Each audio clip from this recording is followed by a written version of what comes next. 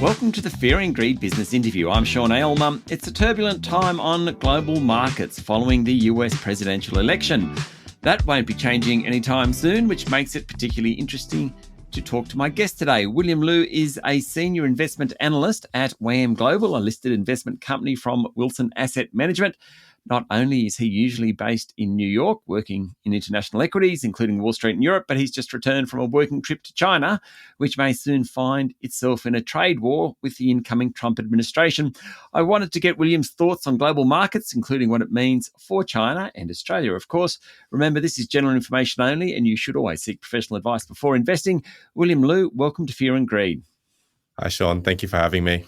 So how do you sum up the reaction to the Trump vote and the Trump trade, and even what's happened since the Trump trade's come off the boil a bit?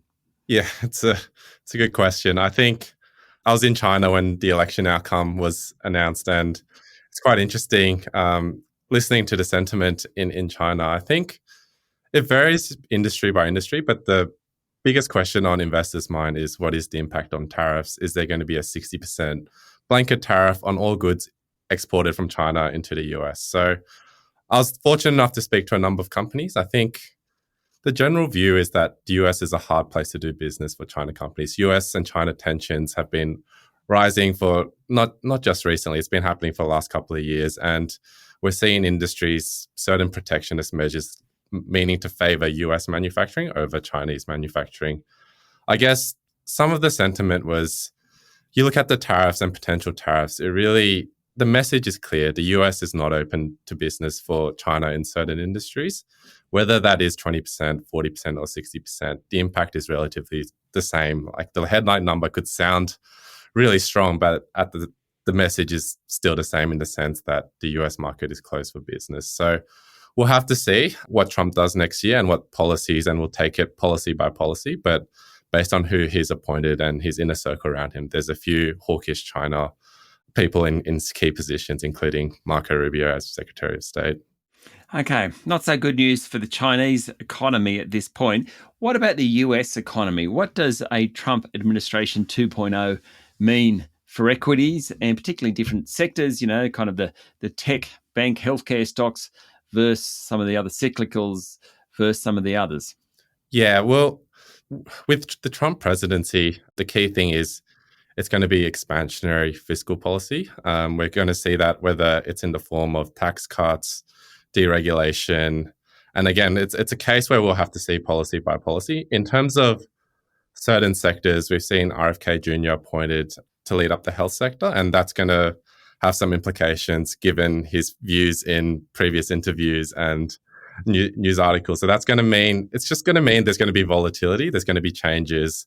I think as investors, it's going to be really important to remain dynamic.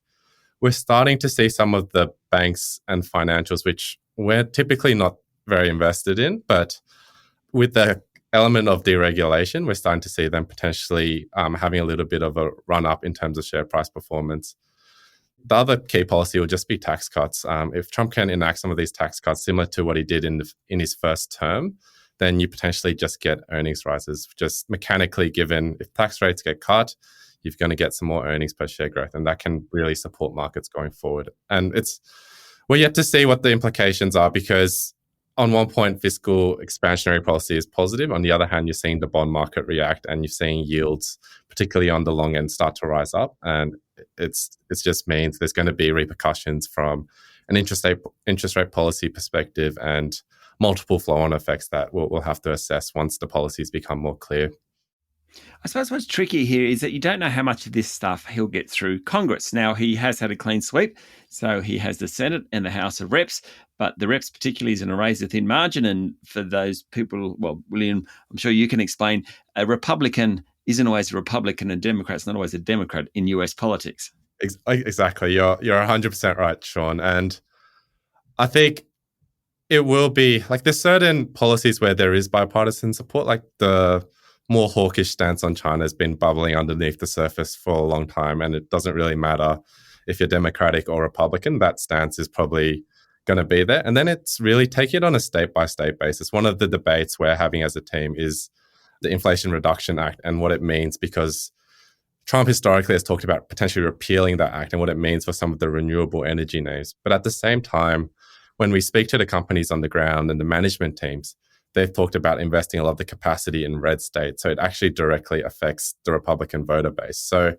there's sort of a balance and counterbalancing aspect of this. And I think we'll have to take each one on its merits. But by and large, like we can see from the S&P 500, the market is generally pretty positive on a Trump presidency. I think a large part of that is just getting over the uncertainty that's been hanging over in markets for a while. So at least we know who's going to be sitting at the top, and then like we can assess each policy from here on in. Stay with me, William. We'll be back in a minute.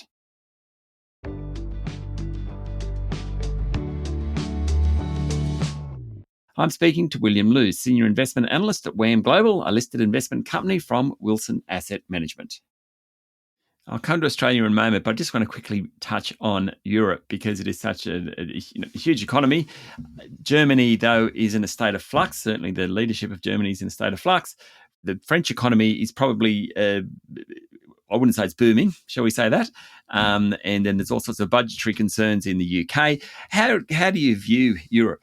Yeah, like Europe is tough from like just a global perspective. When we look at our portfolio, we're more exposed to the US. And simply put, you look at where the consumer is stronger, and then technology, which has been just the leader in terms of AI being a huge secular theme, the productivity benefits that come with that. A lot of that has been skewed more towards the US. Whereas if you look in Europe, there are still some key players. And in Germany, we do own SAP, which has been a big beneficiary of the investment into AI. But by and large, you have a lot of old world companies, including oil and gas names, consumer staples, tobacco. And then the luxury names are doing really well for a period of time. However, with the slowdown in the Chinese consumer and some of the macro uncertainties, like they've actually started rolling off a little bit. And then the only other big names where they're globally competitive is healthcare, like Novo Nordisk with their GLP-1s. Like there's some really good, interesting companies, but you really have to be selective, take a bottoms-up view, and then when you can find those high-quality names, get meaningfully behind them. But compared to the US, that's still where we're seeing the vast majority of the opportunities, and that's where, like I'm based in New York, that's where we spend a lot of time on. And our portfolio composition is a byproduct of where we see the best opportunities. And for now, like almost 70% of our portfolio is in the US. So if I'm an investor listening to this, William, an Australian investor, and I want exposure to overseas companies, is it better to go to BHP because I think that actually the commodities market will turn and China will start buying a lot more iron ore? Am I better to actually think about the downtrodden Estee Lauder's LVMHs out of Europe that might bounce back? Am I better just to go with the Magnificent Seven still? Like, how should I think about it? Yeah, great question, Sean. We obviously we run a global portfolio. It's listed under ASX as WGB, and by investing in us, you get a wide array of like a good portfolio of high quality names, undervalued growth companies with a catalyst. Like that's what I would pitch in terms of that's how the answer. That's a bit totally.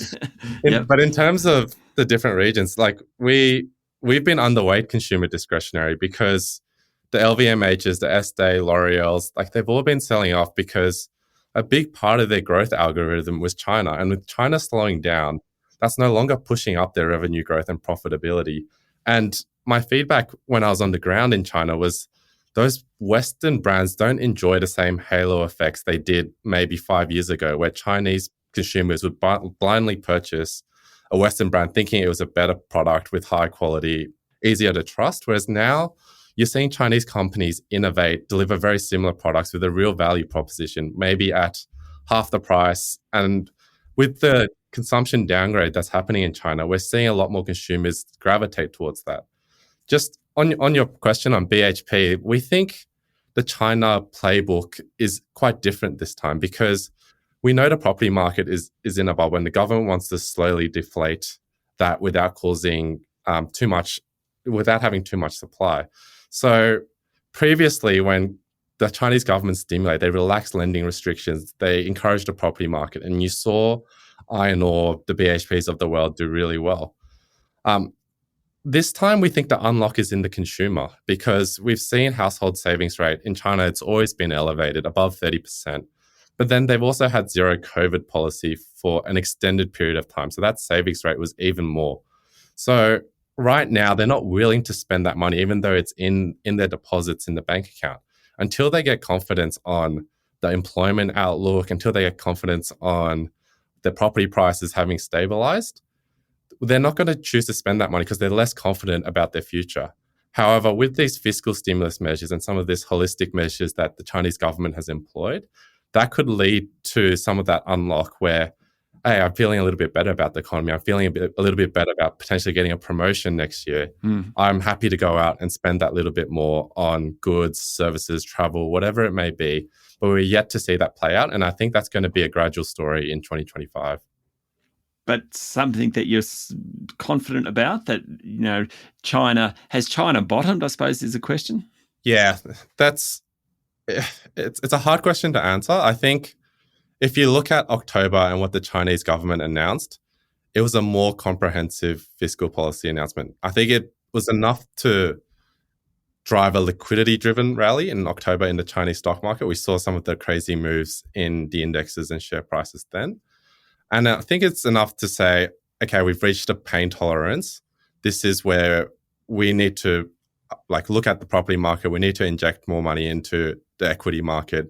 And we need consumers to be confident. And by stabilizing the property market, stabilizing equity markets, it leads to a wealth effect where consumers can feel a little bit confident about spending their savings. However, what's been announced has probably been a little bit underwhelming to people who got too excited too early.